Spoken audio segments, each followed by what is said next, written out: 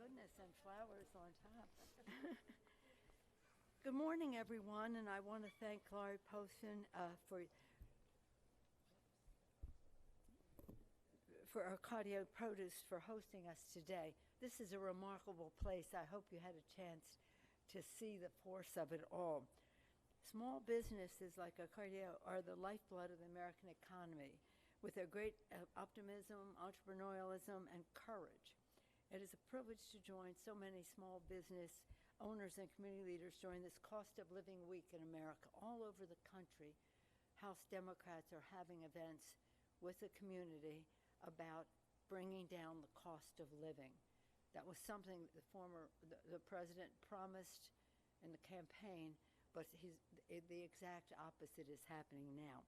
So this cost of living week is part of a drumbeat of the national opposition to Trump's reckless economic policies. Now, I've always said, because the Democratic Party for a long time has been so enthusiastic about small business.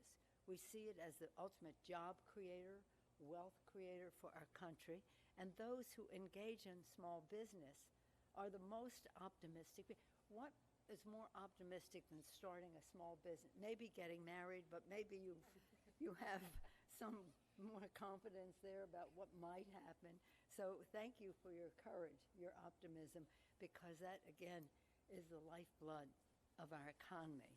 And we look forward to hearing your stories. The Trump administration's ineptitude is tanking our economy in a self-inflicted disaster that leaves hardworking Americans bearing the brunt of the pain. Make no mistake, President Trump's senseless tariffs are driving prices higher, draining retirement savings, look at 401ks, and pushing us to the brink of recession. Here in San Francisco, Trump's economic policies are hurting small business owners and their employees by instilling fear and uncertainty. But business has enough uncertainty as it is when you go forth. You don't need civic uncertainty of this magnitude. And across the country, working families could see their costs go up as much as $4,600 a year, the largest tax hike on American families in history. I'm fond of certain quotes from Ronald Reagan. He made the best speech of anyone on immigration. I recommend you see that. It was the last speech he made as President of the United States. And it's on, he says, I want to communicate a message to a country I love. And he talks about the Statue of Liberty and immigration. When I quote that to the Republicans, they don't applaud. But nonetheless, now I quote this to them.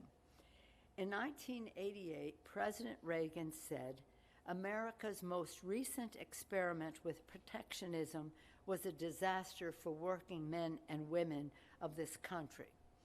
When Congress passed the Smoot-Hawley tariff in he goes back then to when Congress passed the Smoot-Hawley tariff in 1930, we were told that it would protect America from foreign competition and save jobs in this country. The actual result was the Great Depression. He continued, we should beware of the demagogues. This is Reagan talking in 1988. We should beware of the demagogues who are ready to declare a trade war against our friends, weakening our economy, our national security, and the entire free world, while cynically waving the American flag. Ronald Reagan. He then goes back to the 1930s when it was Smoot-Hawley. He said when he made his first vote for president of the United States as a young person, he voted for Franklin Delano Roosevelt, who overturned the Smoot-Hawley. I just thought I'd throw that part in. Ronald Reagan's words were true then and in 1988, and they are true now. With the Trump tariffs fully in effect, and again, all the uncertainty, now you see it, now you don't, well, maybe so, maybe not. San Franciscans will pay more for groceries, shoes, and clothing, household necessities, auto parts, recreational items, you name it. While Trump doesn't care about the pain of the American people, he should have recognized the fear that he is causing, and that House Democrats are gathering across the country to stand united against his reckless economic policy.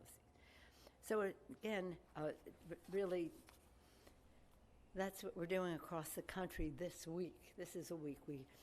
Some of you were with us when we had the hands off our Medicaid, hands off our Social Security, and now we're talking about our economy writ large. The best way to talk about that, though, is to hear from our small business folks. It's now my pleasure to introduce Lauren Crabb, founder and owner of an incredible small business in San Francisco, Andy Town Coffee Roasters. Thank you, Lauren, for being with us, and I yield the floor to you.